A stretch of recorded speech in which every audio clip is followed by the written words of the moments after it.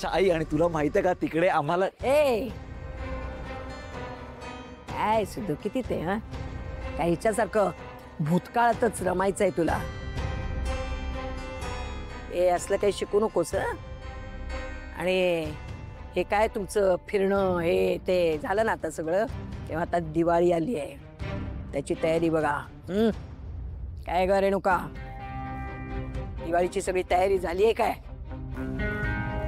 आणि निलांबरी, तुला मी देवाची भांडी चकचकीत घासून ठेवायला सांगितलं होतं, केलंस काय काम तू? आई हो आई, अर्धी तयारी झाली आहे, बाकीची करूच. नशीब आमचं. भावना सिद्धू, जा तुम्ही दोघं फ्रेश व्हा जा आणि जरा वेळ आराम करा, कारण आता काय सगळी तयारी सुरू होईल ना. आज लक्ष्मीपूजन आहे, तुमची यंदाची पहिलीच दिवाळी आहे, त्यामुळे पूजेला तुम्हालाच बसायचंय. जा पटकन फ्रेश व्हा.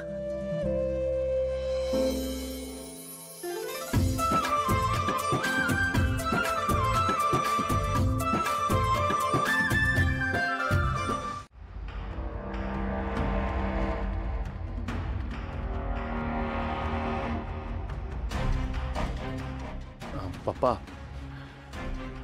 आता सिद्धू आलाय म्हटल्यावर तो आता केसचा विषय काढणार.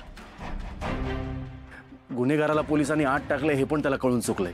म्हणजे तो आता म्हणणार की तो गुन्हेगार कोण आहे, मला त्याला भेटायचंय.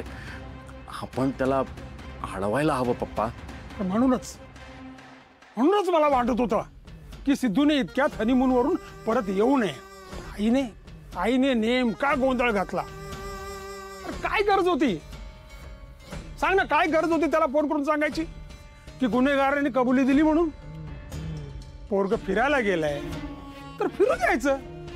इथे गोष्टी पुढे सरकल्या असत्या, आपण केस पण दाखल केली असती आणि निकालातही काढली असती. आता काय आम्ही आमदार असल्याचं लोणचं घालायचं? पप्पा, या केस पासून सिद्धूला आपण लांब ठेवायला हवं. अरे लांबच नाही, हजारो किलोमीटर लांब. पप्पा, मला काय वाटतं, ही केस लढायला सिद्धूला वकील लागणारच.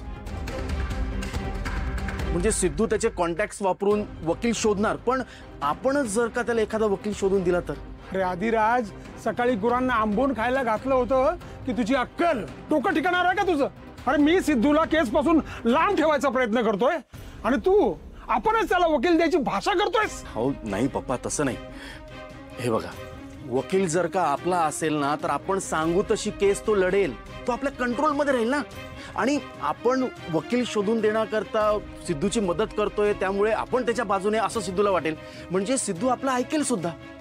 वाह वाह अधिराज वाह, अशाने एका दगडात दोन पक्षी मारले जातील. नक्कीच नक्कीच तू सकाळी गुरांना आंबवून खायला घातलायस, तुझी बुद्धी नाही. छान अधिराज, छान, एकदम 100 नंबरी आयडिया.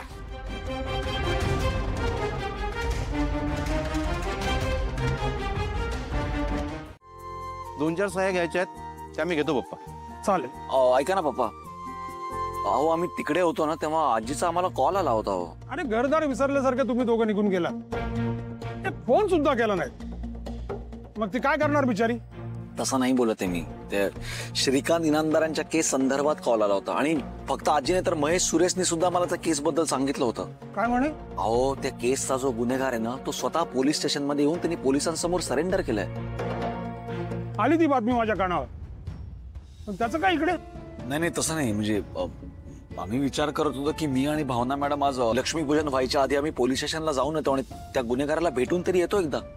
नाही, तो गुन्हेगार नेमका कोण आहे आम्हालाही बघायचंय. हो हे बघ, त्याची काही गरज नाहीये. गुन्हेगार सापडलाय ना, तू कुठं पळून जाणार आहे का?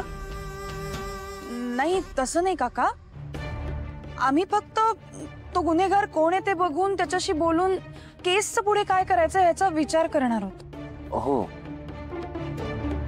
पण तुम्ही वकील केल्याशिवाय पोलीस सुद्धा त्याला भेटू देणार नाही ना, काय पप्पा? नाही ठीक आहे, मग तसं असेल तर निदान आज वकिलाची तरी भेट घेतो ना आम्ही. त्याची काही गरज नाहीये. दिवाळी होईपर्यंत दम काढा, आणि तशी दिवाळीची रजा असते कोर्टाला, हो की नाही अधिराज? आम्ही एखादा चांगला वकील बघून देतो तुम्हाला. हे बेस्ट आहे पप्पा.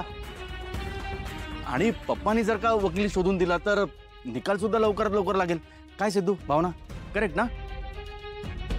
हो चालेल, काही प्रॉब्लेम नाही.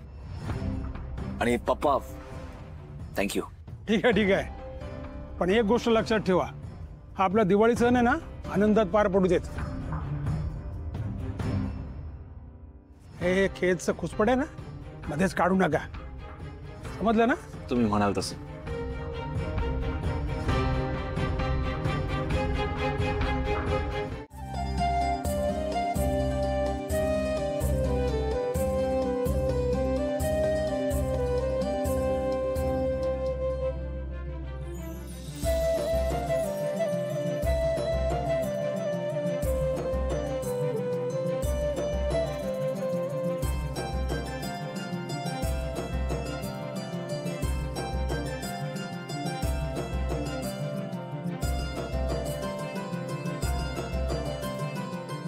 लक्ष्मी, यावर्षी फक्त लक्ष्मी पूजनाकरता ही एक नथच आहे. अहो,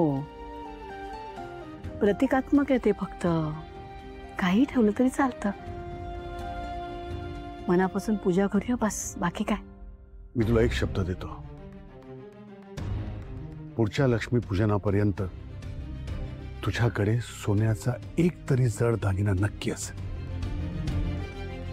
तथास्तु.